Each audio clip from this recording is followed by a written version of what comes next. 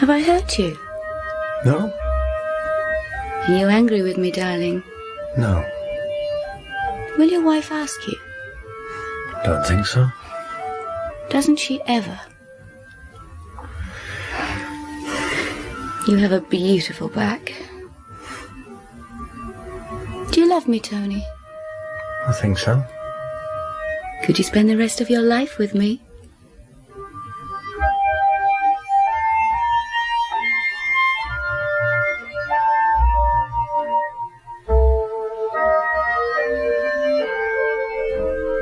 My name is DM.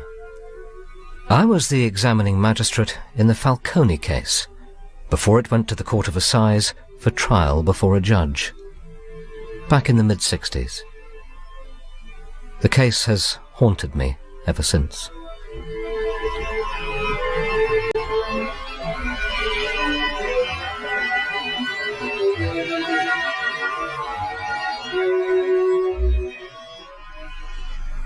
Did Andrée often bite you? Occasionally. How many times? In all, I only met her 8 times. At the Hotel de Voyageur. Your brother's hotel? Yes. 8 times over a period of 12 months? 11 months. Yes, 11 months. In the Blue Room. What was so special about the Blue Room? The walls. Blue like those little bags of powder my mother used to put in to whiten the linen. And blue like the sky.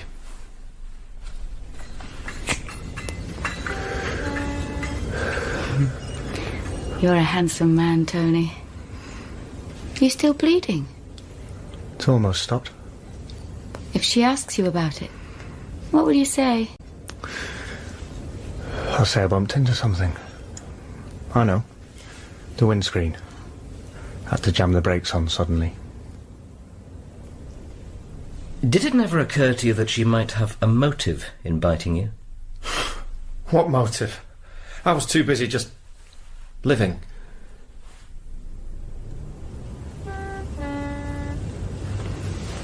Could you really spend the rest of your life with me?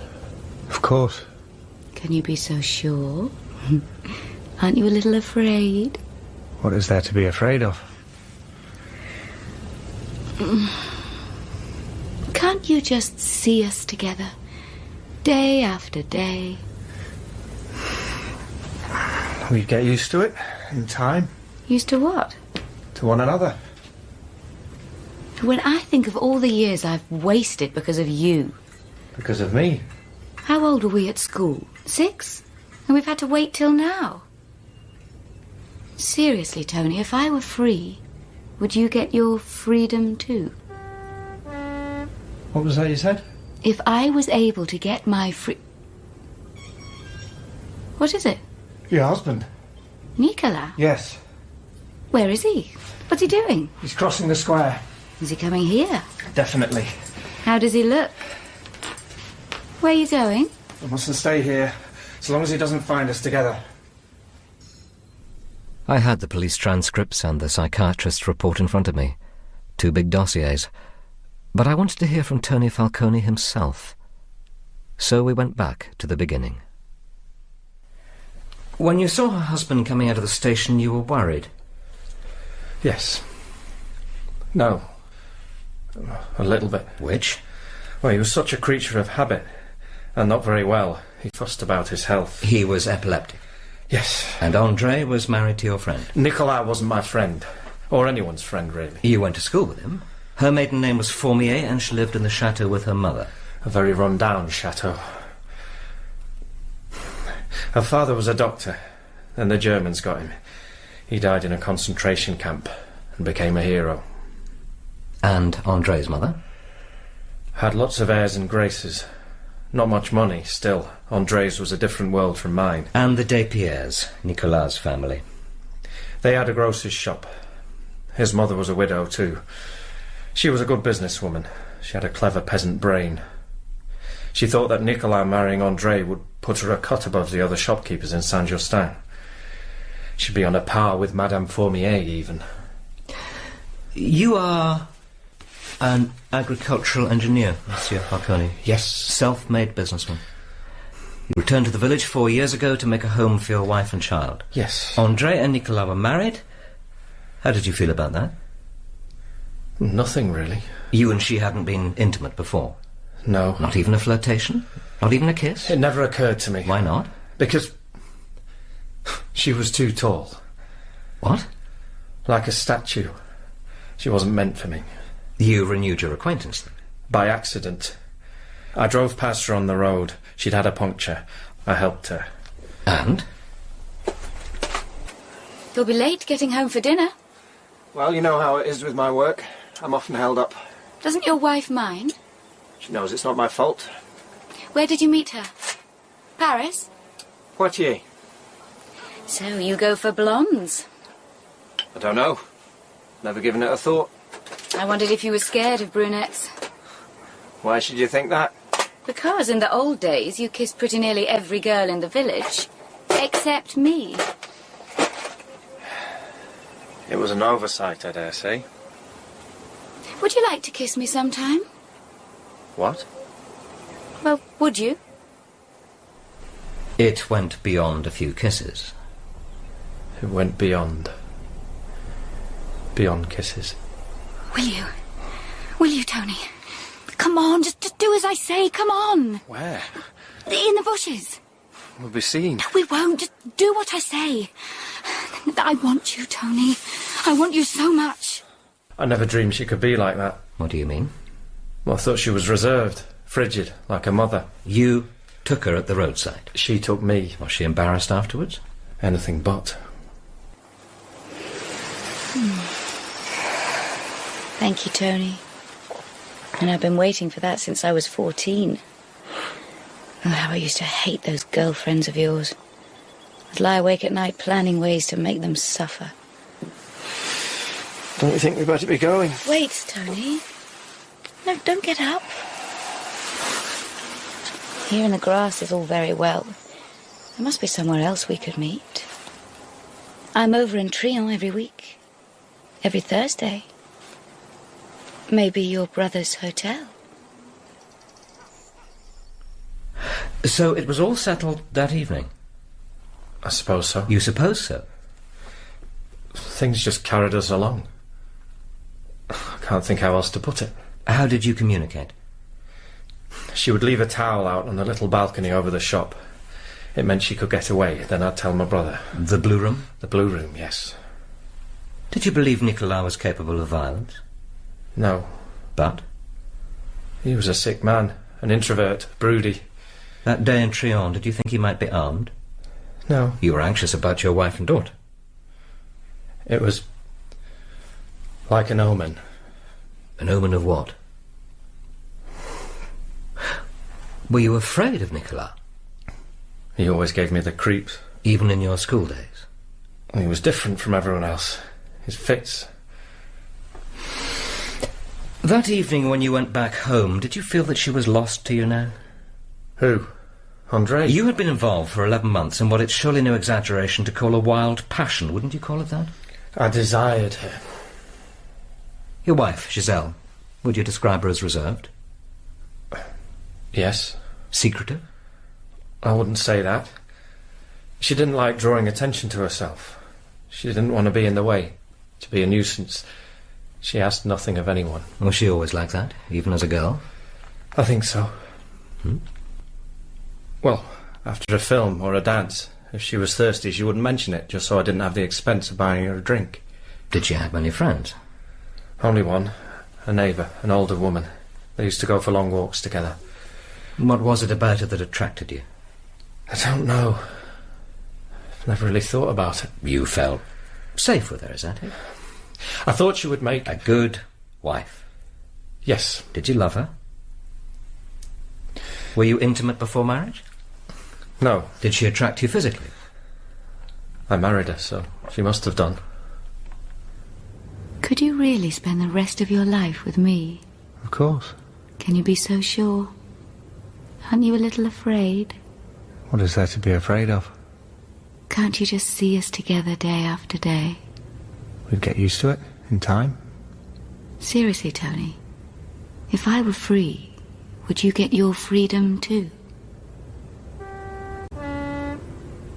Are you asking me to believe that you never contemplated divorcing your wife? It's the truth. Not even towards the end? Never, at any time. Yet you told your mistress... Don't you see? I didn't say anything. Not really. She did the talking. She was lying naked on the bed. I was standing naked in front of the mirror. We'd just... But you know that as well as I do. At such times, words don't mean a thing. I scarcely even heard, you know? I just nodded. I didn't mean to commit myself. I was thinking of other things. What, for instance? I don't know. Then you decided you'd go on holiday. You, Giselle, and your little girl, Marianne. In 2 weeks. Just the three of us. We take it easy on the beach. How did you feel about that? Feel? I felt it was going to be all right. I'd had a great weight lifted from me.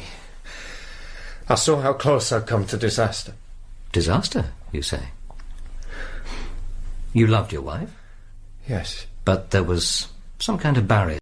It was a marriage. Why did you have no more children after Marianne? I don't know. Did you not want them? Yes. You had plenty of opportunities, the two of you.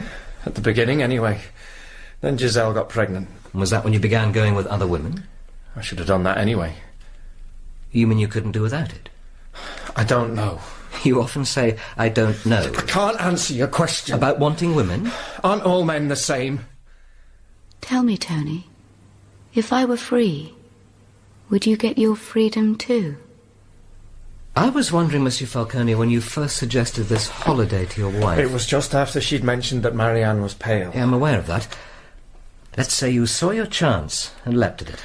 Excellent opportunity to quieten her suspicions, to reassure her. You playing the devoted husband and father, the family man. What do you say to that? You've got it all wrong. You had already made up your mind not to see your mistress again. I hadn't made up my mind about anything. In the months that followed, did you see her at all? No. And what about her? Did she not put out the signal? The towel over the balcony? I don't know. You don't know?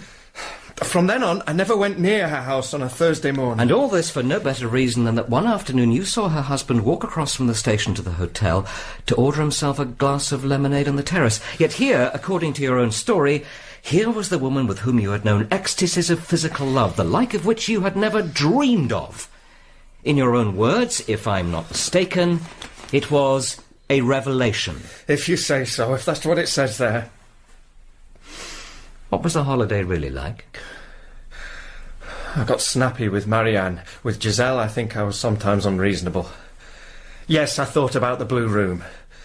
Sometimes it had me clenching my teeth with longing. Are you happy now? My happiness doesn't come into it. I'm trying to be honest with you, to tell you everything. Everything? Yes. Would you describe yourself as ambitious, Monsieur Falcone? Well, when I married Giselle, I began thinking about a business of my own. The firm in Poitiers I worked for, they imported tractors and so on from America. Those came in sections and we assembled them. It was a good living. Your brother followed much the same course, didn't he? Dabbling in one thing and another and eventually deciding to set up on his own with the hotel. Yes. I wonder whether the fact that you and your brother were the children of Italian parents, foreigners in a French village, your father was a bricklayer, I believe. Yes. Tell me, Monsieur Falcone, why did you choose to come back to Saint-Justin after, how long away? 10 years? Perhaps it was because of my father. He's been a widower for so long. You saw very little of him? About once a week. At your home? I think he found Giselle. She overawed him a bit, so I visited him instead. And then there was my brother and Trion. You're settling here. It had nothing to do with Andrée. You're quite sure of that? Not again! You were aware of her marriage to your school friend Nicolas? Not friend. No, it was a complete surprise. Well, the mothers had nothing in common. Except wanting the marriage, as you said earlier. Nicolas' mother acting from social ambition, or from spite perhaps, and Andrée's mother... Had she any inkling, I wonder? Inkling of what? That her daughter might soon be a rich widow. Anyway, it would appear that Nicolas suffered a good deal from bullying at school. He had seizures. Those epileptic fits? Yes. Until he worked out when they were likely to come, and he kept away for a few days. So they were common knowledge? No one ever spoke of it in his mother's presence, and the subject was forbidden in the shop. Why? We just didn't talk about it. Because there was some shame attached to it? It made things awkward for him anyhow. He didn't go to senior school, and he got out of military service. Never went to a dance hall, didn't ride a bike, couldn't drive the car, couldn't drink wine, stuck to his invalid food. Did you never envy him? Why should I do that? Envy him as well. When you learned of the marriage, did it not seem as if he had bought Andrée, or rather that his mother had bought her for him? I didn't believe she could love him. I felt a bit sorry for her, being brought up in a chateau. Even a run-down one like that, you had to keep up appearances. Presumably, knowing those two mothers, some hard bargaining must have gone on. Presumably. How did Madame Despierre and her daughter-in-law get on? I imagine your sources will have told you. I would like to hear from you, Monsieur Falcone. Everyone knew. You tell me. Madame Despierre was in a bungalow overlooking the garden. She cooked for them all. She stayed on in the shop. Alongside Andrée? Yes. But they ended up not speaking, and Madame Despierre went home for meals. Nicolas went to see her alone. How do you know this? Andrée told you? Told me how? In the blue room. I never asked her. No? No, not once. You were kept busy in the blue room. We were apart from all that. For a while, we could forget. One of the Paris newspapers had a headline, "The Frenzied Lovers." You had decided not to see her again. It would be wrong to say I'd decided anything. Were you perhaps influenced by the fact that she had communicated with you by other means? I had no communication from her. On September the 5th, you received the first letter. What do you mean? I don't know of any letter. It was addressed to you in block capitals and postmarked Trion. I don't remember. Monsieur Bouvier, the postmaster, made some remark to you about this particular letter. I said, "That looks like an anonymous letter, Tony. That's how anonymous letters are always addressed." Doesn't that ring any bells with you? Everything is fine. Don't worry. The following week there was a second letter. To all outer appearances it was identical to the first. The postmaster made a joke of it. Well, he said, maybe I was on the wrong track. This begins to look more like an affair of the heart. I haven't forgotten. I love you. Thinking back to that month of October, Monsieur Falcone, do you honestly claim that you were not expecting some new development? It was a very wet month. That has a bearing, does it? Well, it was uncomfortable. Everything. The atmosphere. Nothing specific. Have you no recollection of the third letter either? Monsieur Bouvier's memory is better than yours, it seems. According to him, you received it like the others on a Friday. That has a bearing, does it? You told me that your assignations took place on a Thursday. Another letter. Soon. I love you. You burned these notes and the later ones, I presume? If my experience is anything to go by, you will soon realise that you cannot persist in denying knowledge of these letters. Except on this one point, I have been impressed by your candour in answering questions. As things stand, you are denying yourself a valuable opportunity. What opportunity is that? To clarify your thoughts and feelings during those last few days of October. I couldn't anyway. Couldn't what? Tell you what my thoughts and feelings were. I was trying not to think. I had no appetite. Giselle was always asking me, "Aren't you hungry?" Can you account for your listlessness? No. I just carried on with my business, leaving home and coming back again to Giselle and Marianne. All Saints' Day. According to the Inspector of County Constabulary, you set out for the church hand in hand with your daughter at about 10 o'clock. That's right. So you went past the grocer's? Yes. Looking to the upstairs window? No. Because you had lost interest in Andrée Despierre? Because you considered your relations with her at an end? I think so. Or was it that you had no need to look up because you knew what to expect? I didn't know. There was quite a crowd gathered outside the shop. There were always a lot of people about in the square before High Mass. When did you learn that Nicolas was dead? Just before the sermon. What were your reactions? It was a great shock to me. Did you notice that after this announcement from the pulpit several people turned round to stare at you? No. A special constable has given a statement saying that's exactly what they did. It's possible. Though I can't see how anyone in Saint-Justin could have known. Known what? About my relations with Andrée. At home, you told your wife the news, I presume? Marianne did. How did your wife take it? She asked me, "Is it true?" She told me he had served her himself only yesterday morning. I will outline the course of events in the grocery. Nicolas Despierre had suddenly got nervy and taciturn, how he did before an attack. Dr. Riquet was in the habit of prescribing sedative tablets for the condition. Old Madame Despierre called to see her son at 8 o'clock and saw the signs. She told Andrée she was feeling unwell herself with flu. Now, Dr. Riquet, who seldom leaves the village, he chanced to be away with his wife that night, visiting his sister, as I believe he had informed Nicolas.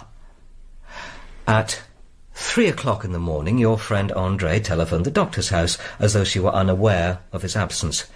There was no one to answer but their maid. Andrée Despierre chose not to call a doctor from the town. Instead, she went across the garden in her dressing gown to wake up her mother-in-law, and by the time the two women got back to him, Nicolas was dead. Too late for a doctor now. It was 11 o'clock the next morning before Dr. Riquet saw Nicolas. After a cursory examination, he signed the death certificate. As he told us, 9 out of 10 doctors would have done the same in his place. Next morning, though, the village was buzzing with rumours. Were you not aware of this? No, I wasn't. In all sincerity, Falcone, do you really imagine that your wife could have been ignorant of what everyone else knew about you and Andrée Despierre? Surely she too must have been expecting something to happen. We had never discussed any of my adventures. You claim that you didn't see your mistress once during the whole of that winter, Monsieur Falcone. I may have caught sight of her in the distance, but I can swear I never saw her to speak to. You didn't meet at your brother's place? Of course not. Did you discuss the matter with your brother? Yes. He advised me to drop it. Those were his very words. I told him it was over and done with long ago. He said, over and done with for you, maybe, not for her. In the Blue Room, you had discussed your future together. It was just talk. It didn't mean a thing. Not to Andrée either? Are you quite sure? Can you be so sure? Aren't you a little afraid? I must remind you that 2 months before her husband's death, she was already planning for the time when she would be rid of him. But that's only how Not in so many words, perhaps. Still, that was surely the implication when she asked you what your attitude would be if she were a free woman. The Despierre estate was now jointly owned by the two women. Andrée could put it up for auction and claim her half, if she had decided to, if you had wanted her to. But Madame Despierre always said no stranger was going to get their hands on her property. No wonder you were stared at. People wanted to know, whose side is he on? So you say. Andrée with her condescending manner, Tony Falcone with his Italian blood, and coming back here, why did he do that? Where does all this get us? Nowhere in particular, except that a lot of people believed that Andrée would sell out, even if it meant a lawsuit. And she was only waiting to lay her hands on the cash to leave Saint-Justin with you at her side. The one person everyone was sorry for was your wife. So you tell me. At the end of December, there was another letter. Happy our year. You have no recollection? And a final letter on January the 20th. Over to you. Did you intend to marry Andrée Despierre? No. If you had both been free, unmarried? It would never have entered my head. The postmaster, Monsieur Bouvier again, provided the examining magistrate with a statement. He saw you opening the envelope and reading the letter.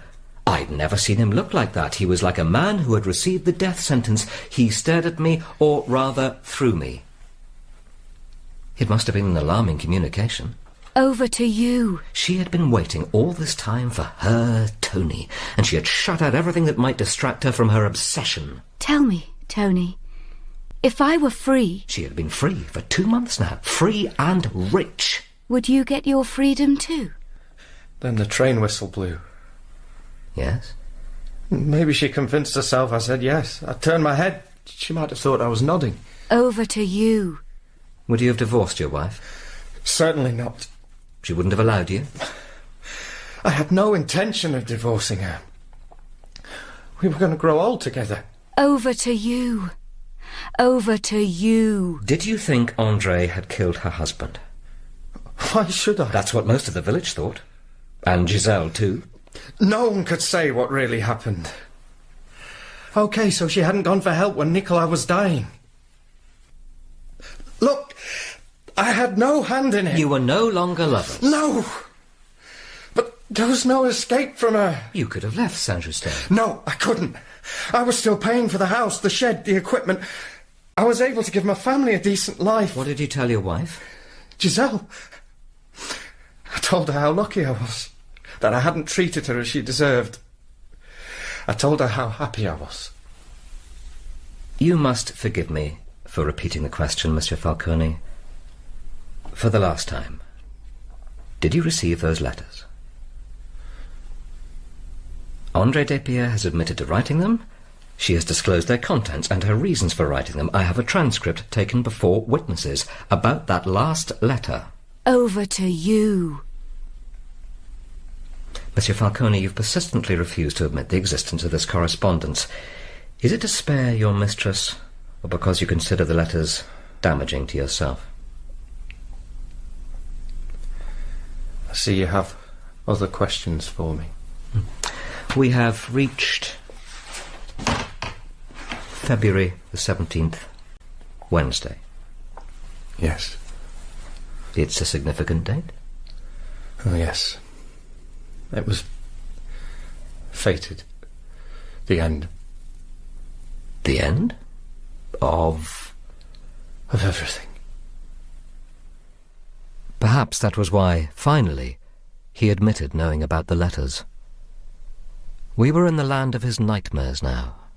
The man was at the mercy of the law. Denying the letters for weeks had been a disaster for him. Will it help if I put specific questions to you?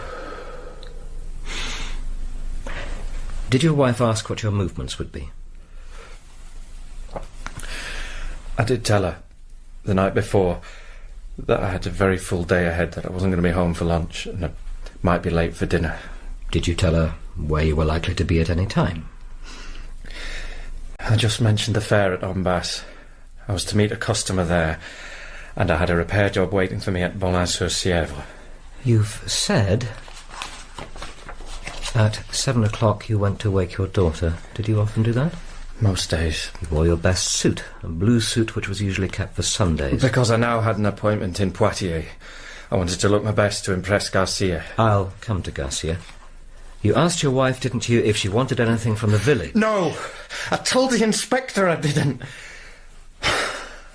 I was leaving the house when Giselle called me back. She said, "Do you mind getting me 2 pounds of sugar and a couple of packets of soap powder from the grocer's? Then I shan't need to get dressed." Her exact words. Did you often go shopping for her? She had a lot of ironing to do. She wanted to get started. So, after you dropped your daughter at the school gates... I had to go to the post office. And then? I went into the grocer's. How long was it since the last time? 2 months or so. You didn't go there at all after you received the last letter, the one which said... Yes, I know. Over to you. No, I hadn't been back. What were your feelings, Monsieur Falcone? Distress? Apprehension? Not exactly. I would have preferred not to meet Andrée, especially with other customers looking on. Were you afraid of giving yourself away? I was embarrassed. Was old Madame Despierre there? I didn't see her. Were you kept waiting? No. Andrée asked me straight away, "What can I do for you, Tony?" So she served you before the other people? Yes. And didn't anyone object? It was the usual thing. Men are served first in most shops. And what? I said 2 pounds of sugar and 2 packets of soap powder. And? She got the things from the shelves. Then she said... She said... One moment, Tony.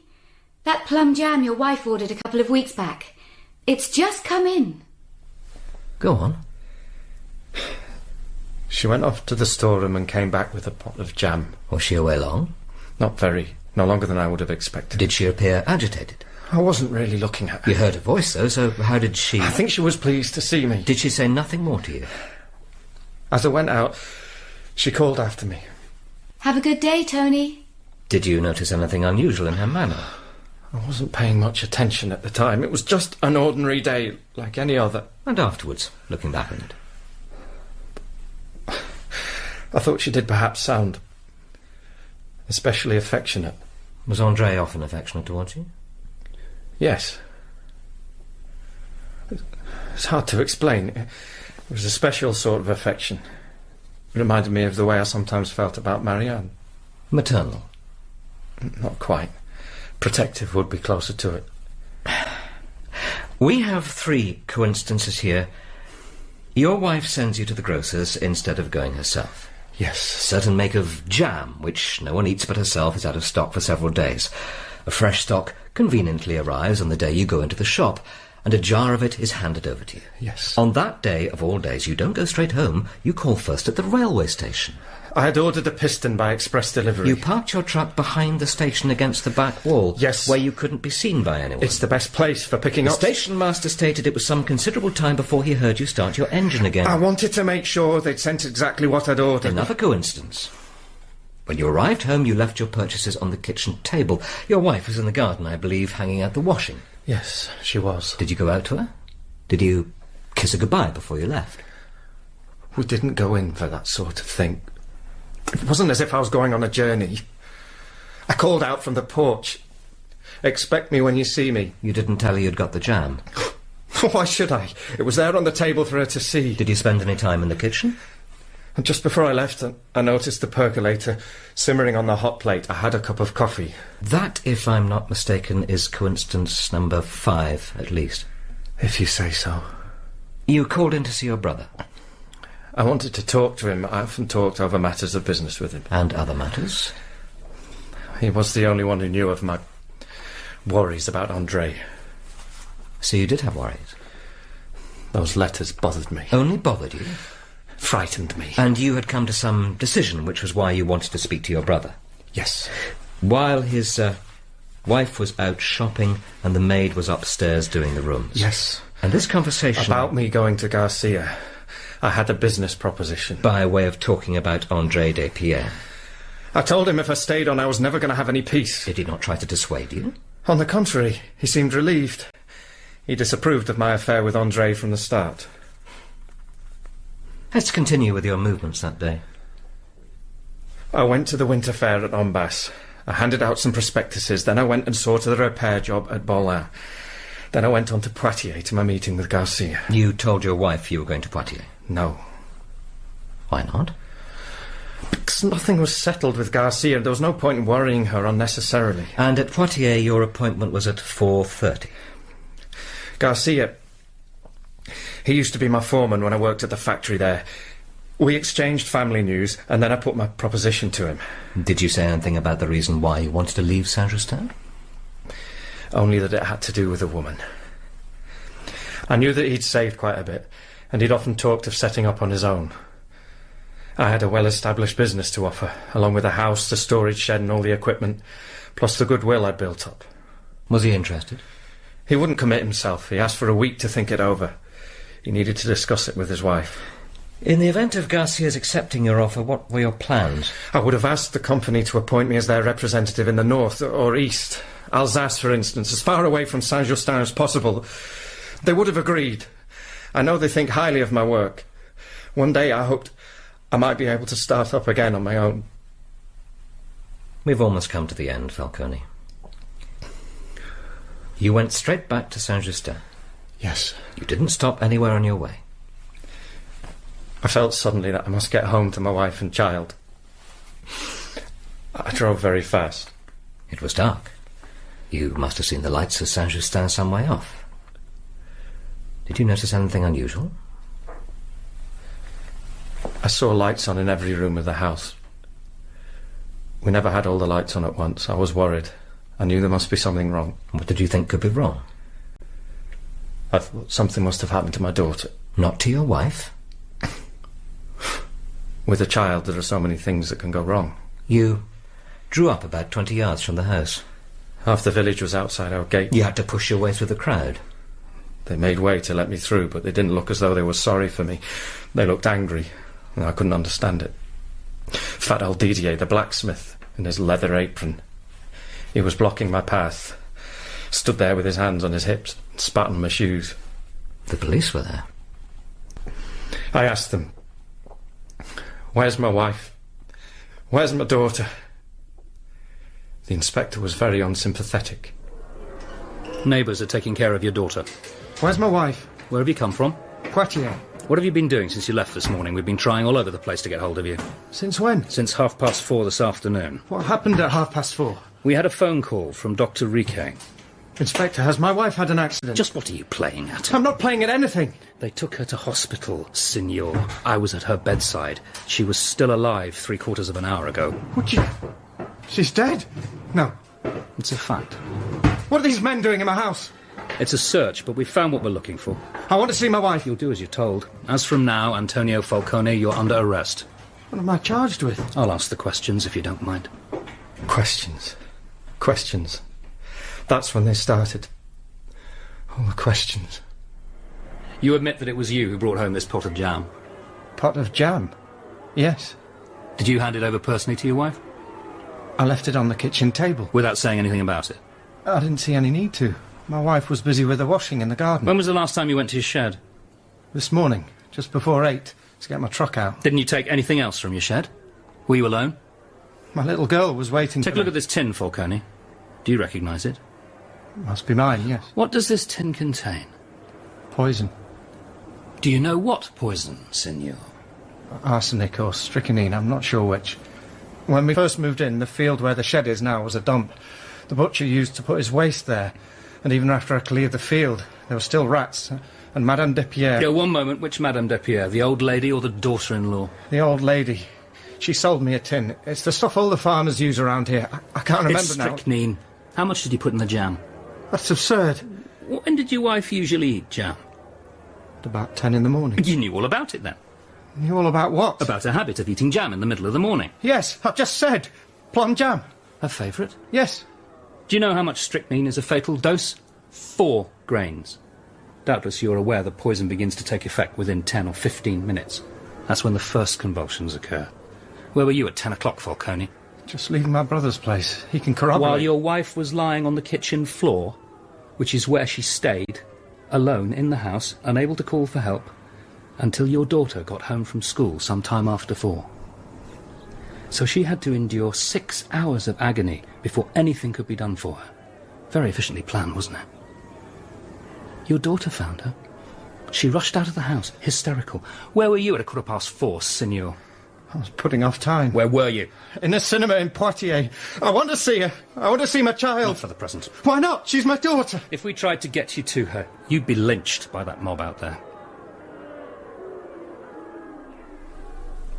After they'd finished laying out your wife's body, you were taken in to see her.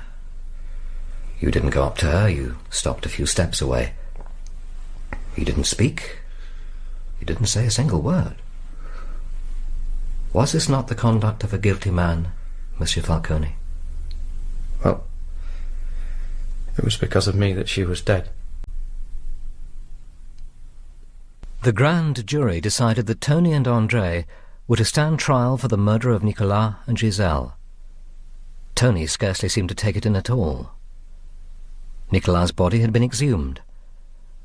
The Poitiers specialist reported finding a massive deposit of strychnine in his stomach. Another specialist in Paris disagreed that this was conclusive evidence of poisoning. The press got to work on the sedative drug that Nicolas would take whenever he felt an attack coming on. The druggist in Trion dispensed the drug in capsules. He admitted they could be tampered with by anyone. I felt Tony no longer cared whether he was found guilty or not. At the trial, he was forced to share a bench with Andrée. I saw her lean across past the guard. Hello, Tony. I doubt if he even heard her. It was as if nothing had any connection with him anymore. The witnesses, even his father and his brother, it could all have been happening to someone else entirely. Then old Madame Despierre was called to the witness stand. She had never approved of the marriage, she said. She didn't deny that she had tipped off her son about the blue room assignations. Oh, and the other matter. That anonymous letter which had dropped onto the public prosecutor's desk concerning Giselle Falcone's death. Well, she said, anyone could have written that. Now Tony was showing signs of interest at last. About the business of the parcel of jam.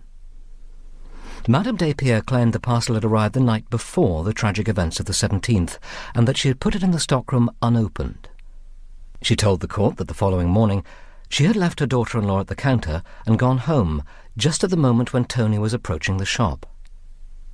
She was lying. That look she gave Tony, it was open defiance, She couldn't help herself. If she'd admitted she had seen the parcel unwrapped that morning, as it must have been, or better still the night before, it would have proved that Andrée had had all the time she needed to poison the jam. If, on the other hand, the parcel had been, as the old woman claimed, intact when she left, Andrée could not have done it in the time, barely 2 minutes, that she kept him waiting in the shop. It was not enough for old Madame Despierre that Andrée should pay for Nicolas' death. Tony must pay for it too. There was a shocked reaction in court. Only Andrée could top that. I didn't poison my husband. But I might have done if it lingered on too long. I loved Tony, and I love him still.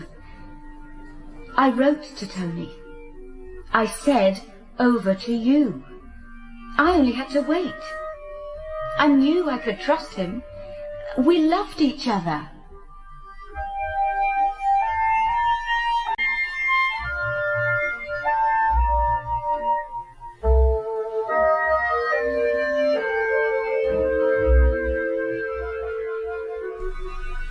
The jury gave their verdict. Andrée was found guilty of the premeditated murder of her husband, but not guilty of the murder of Giselle. Tony was acquitted on the charge of murdering Nicolas, but found guilty of the murder of Giselle. The Président pronounced sentence. The death sentence for both the accused commuted to a life sentence of hard labour on the jury's recommendation of mercy. There was tumult in the courtroom. I watched as Andrée stood up and slowly turned towards Tony. This time, he couldn't turn his head away. He fixed his eyes on her face, mesmerized. Not even in the blue room, in their most intimate embraces, never had he seen her so beautiful, so radiant. That voluptuous mouth, her smile of love triumphant. Never before had she so completely taken possession of him as she did now, with a single look. And then her voice rang out.